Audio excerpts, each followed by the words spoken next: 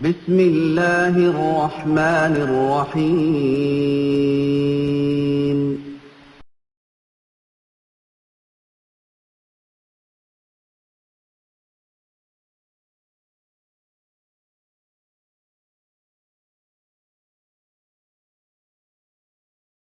وبركاته.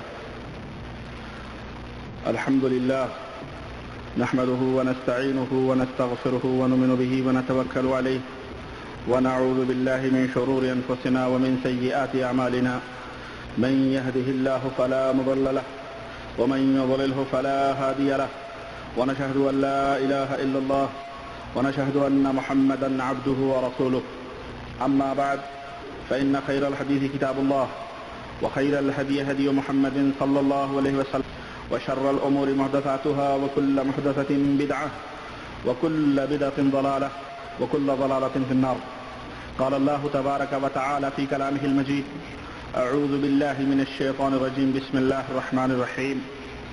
وننزل من القرآن ما هو شفاء ورحمة للمؤمنين ولا يزيد الظالمين إلا خسارا. اللهم صل على محمد وعلى آل محمد كما صليت على إبراهيم وعلى آل إبراهيم إنك حميد مجيد. اللهم بارك على محمد وعلى آل محمد كما باركت على إبراهيم وعلى آل إبراهيم إنك حميد مجيد. تمام قسم کی حمد و ثنا اس اللہ وحدہ لا شریک کے لیے لائق و طیبہ ہے جس نے ہمیں اور آپ کو پیدا فرمایا. درود و سلام کے بیش بہا نظرانے اس ذات اقدس صلی اللہ علیہ وسلم پر جو ساری کائنات کے لیے رشد و ہدایت بن کر کے تشریف لائے. اللہم صلی علی محمد وعلی آل محمد کما صلیت علی ابراہیم وعلی آل ابراہیم انک حمید مجید.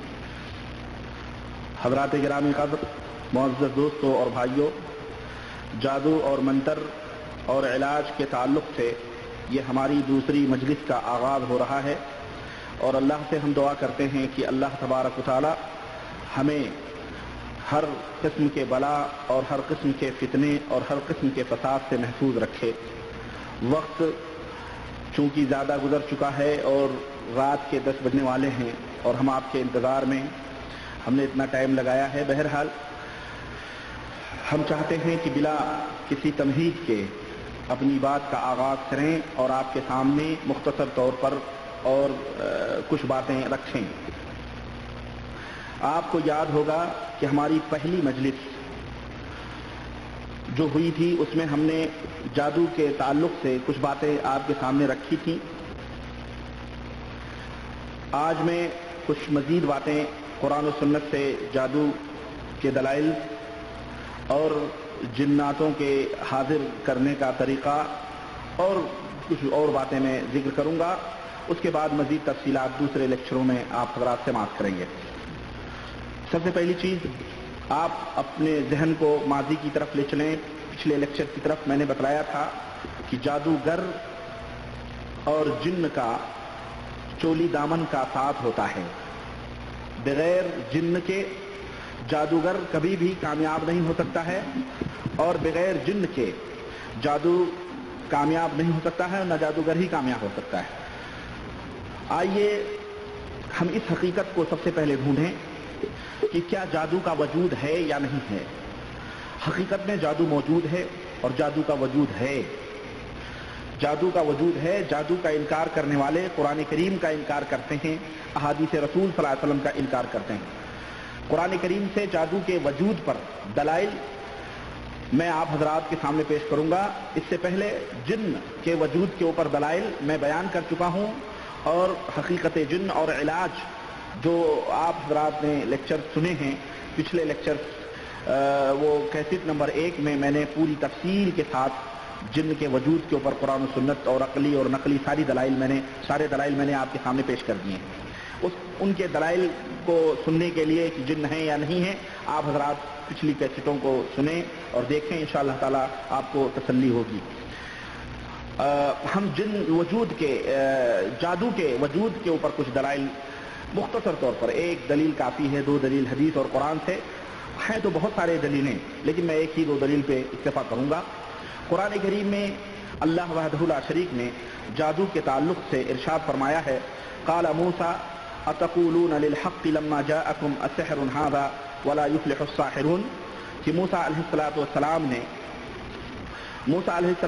نے فرمایا کہ جب بھی حق تمہارے پاس آتا ہے تو تم پوچھتے ہو کہ کیا یہ جادو ہے، حالانکہ جادو کبھی کامیاب نہیں ہو سکتے۔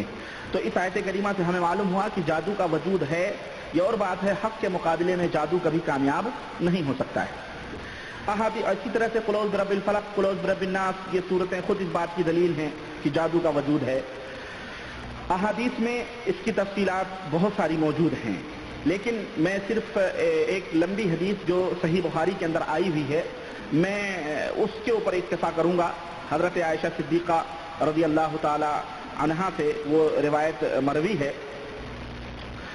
حضرت عائشہ صدیقہ رضی اللہ تعالی عنہا فرماتی ہیں کہ سحر رسول اللہ صلی اللہ علیہ وسلم رجل من بنی زریق یقال له لبید بن العاصم، یہ بخاری کی روایت ہے اور لمبی ہے، میں اس کا ترجمہ آپ کے سامنے پیش کرنا مناسب سمجھتا ہوں۔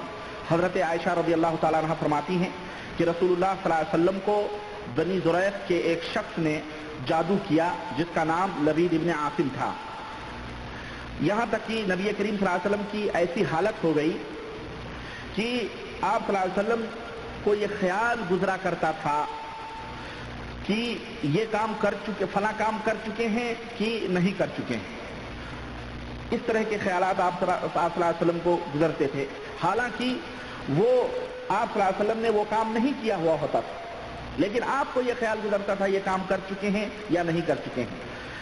چنانچہ حضرت عائشہ فرماتی ہیں کہ کسی دن یا کسی رات کا واقعہ ہے کہ اللہ کے رسول صلی اللہ علیہ وسلم میرے پاس تشریف رکھتے تھے، آپ میرے پاس موجود تھے، تو آپ صلی اللہ علیہ وسلم اللہ رب العزت سے دعا کر رہے تھے۔ دعا کے بعد آپ صلی اللہ علیہ وسلم نے فرمایا یا عائشہ،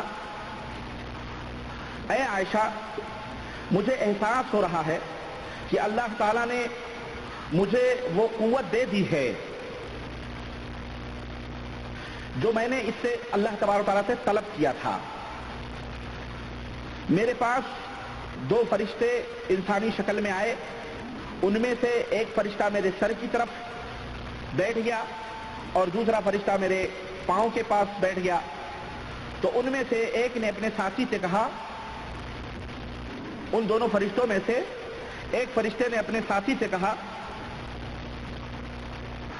کہ ما وجع الرجل، اس آدمی کو کیا تکلیف ہے، یعنی اللہ کے رسول صلی اللہ علیہ وسلم، اس آدمی کو یعنی اللہ کے رسول صلی اللہ علیہ وسلم کو کیا تکلیف ہے؟ تو دوسرے نے جواب دیا کہ مطبوب، دوسرے نے جواب دیا کہ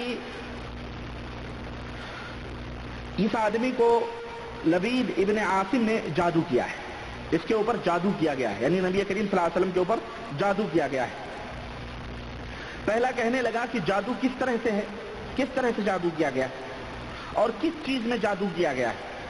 تو دوسرے نے جواب دیا کہ کنگھی اور بالوں میں اور تر کھجور کے گودے میں، کنگھی میں اور بال میں اور تر کھجور کے گودے میں جادو کیا گیا ہے۔